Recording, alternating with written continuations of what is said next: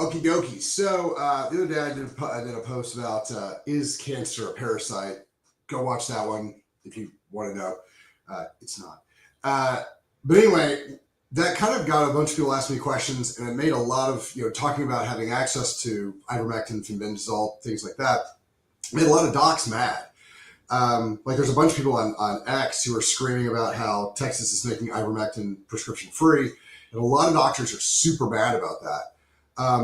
They're not mad because you're getting access to a medication that has been proven to really work well against cancer. They're not mad because there's very little side effects. They're not mad because it's cheap. They're mad because the state is giving you back ownership of your body. And the doctors are mad because if you get to have access to something without their permission, it gives you the idea that maybe you own your body, not the medical doctors, not the medical industry. That's what they're mad about. They're mad about the fact that the prescription function is gone, not that you have access to it. So make sure you remember that. But let's get into, how do these things actually work? So let's go with fenbendazole first. Fenbendazole is a veterinary medicine, which is technically chemically just a tad different than menbendazole. Menbendazole is the human version, and they're basically the exact same. There are some little tweaks, but they're not exactly different. Fenben works great. It is what's called a beta tubulin blocker. The way it works is, so when a cell divides, there are these little offshoots from, so as the DNA starts to split, they start sitting off all these little spindles, all these little roads or pathways or tubes that can feed everything. They're called microtubulins. And that's how the cell feeds itself and grows and divides. Well, in cancer cells, they're always in a state of growing new cells. Like you heard about, they're just rapidly, people describe cancer as overly rapidly producing, it grows too fast, right?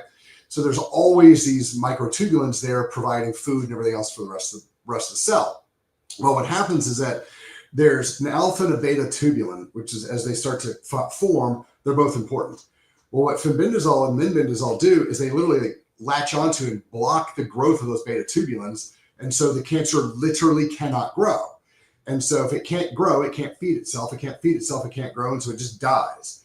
And so that's how menbendazole and fenbendazole work. And it works really, really well.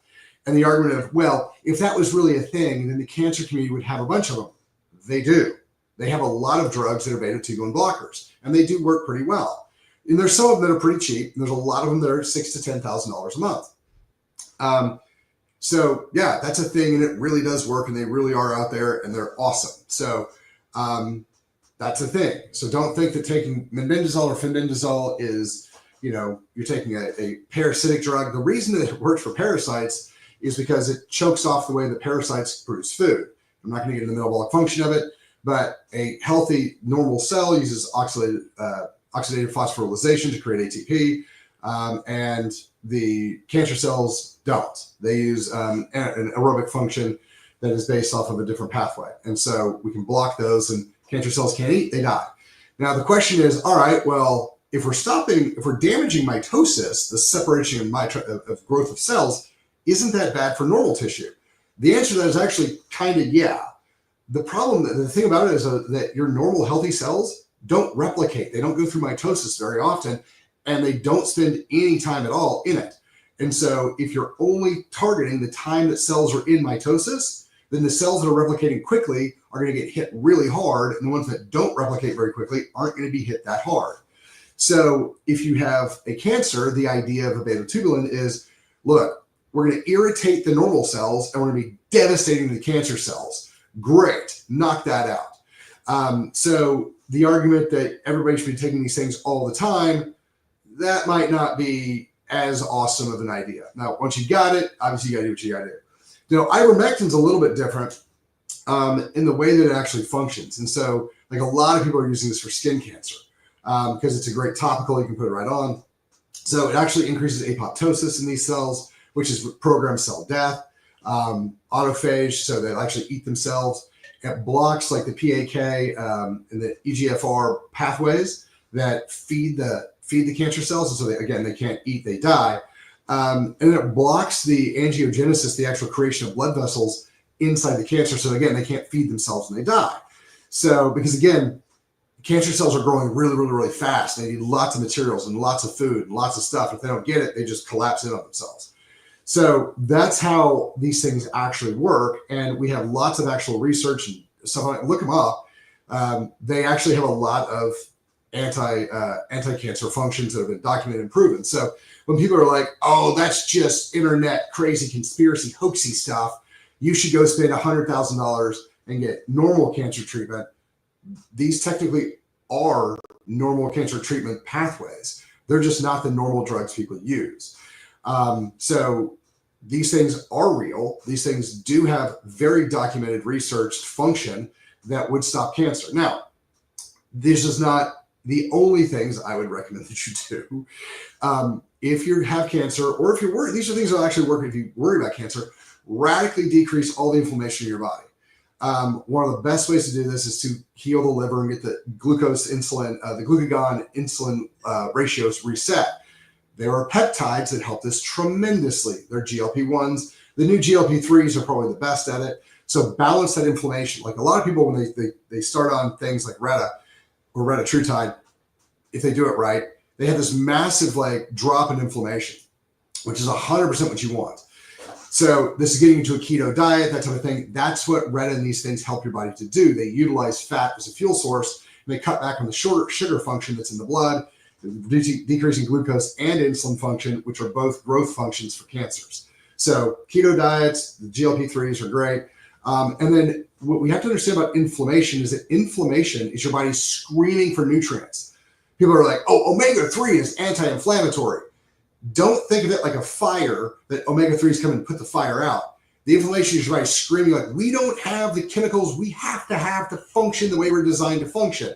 We really need this thing.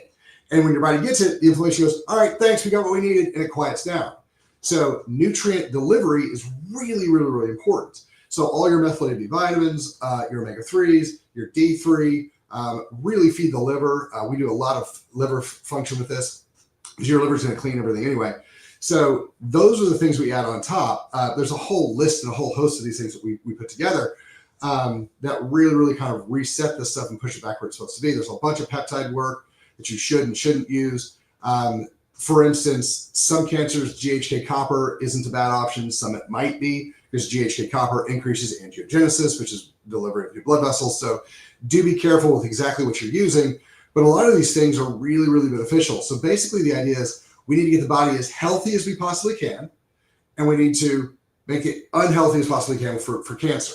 And so that's what the ivermectin and fenbendazole are helping people do. If they radically increase their nutrient delivery and radically decrease their stress and decrease their inflammation, we have significantly better outcomes. But these things really do work. Please look them up and don't just listen to the medical naysayers, the medical docs who are like, if you don't go through the normal, cancer chemo stuff, you're a horrible, terrible person. These drugs, these medications technically are part of what they normally use. They're just easier access and they're way, way cheaper. And so that's why they don't get prescribed very much. Like I said, there are some cheaper beta-tubulin blockers, but a lot of the ones that are being used, the ones being chosen to use, are usually between $6,000 and $10,000 a month, when fenbendazole is like $500 for a pretty solid dose. So keep those things in mind. If you guys are working about this, if you guys are worried about this type of stuff, get with people who know what they're doing on it. I would never tell you that you should just take Fenben or just take ivermectin by itself. You guys are going to need to feed the liver so it can process and pull all the inflammation out. You guys are going to need to make sure the gut gets healed, because that's how you bring in your nutrients. And you guys are going to have to make sure your blood gets cleaned, blood and lymph, and that's going to be liver function. So make sure you guys are keeping track of all the stuff. You guys are giving the nutrients your body needs. You guys are pulling out the stuff that feeds the cancer or that just detracts from your own natural healthy tissue. Make sure you get your healthy hormones up where they're supposed to be. But don't let people tell you that ivermectin and fenbendazole are quackery and that they shouldn't be used, because they've been having great results. I have personally seen ivermectin take out squamous cell skin cancer real quickly, like within 6 weeks. Saw it here in the office. I've seen it with several patients. So it's not a thing that, obviously we would tell you, because that would most likely be illegal. So I've just seen other people who've come up with the idea on their own and come in and ask for nutrition help. but that's beside the point. So yeah, so these reports of people using it and having a beneficial effect, it is a thing. Again, get with a doc who knows what they're doing. There's a lot of other things outside of this that you need to take into account. If you're on other medications, there's a chance that these things can interact with your medications in a way that no one really knows. And so getting somebody to walk you through this, do the blood work's really important on this. Getting these things done is super duper important. So this isn't just a go buy stuff on Amazon and that's the way you treat it. That is not what I'm saying at all. Make sure you're under some type of care while you're going through them. However, the idea that these are crazy and these are just conspiracy theorists, that's not accurate. The research on how they work in the body is very out there and definitive that it really does do the things that people say it's supposed to do. And we have the research on it. So just as an FYI, if you guys do want to argue the facts on that, that's fine. Any of the docs who are angry about it, go ahead and DM me. We can jump on a podcast if you want to. We can go back and forth about how we should only use the beta-2 blockers that the FDA is approved for this and that they make the most money off of. If you want to have that argument, I'd love to have it. Anyway, you guys have a fantastic day. Thanks for your time.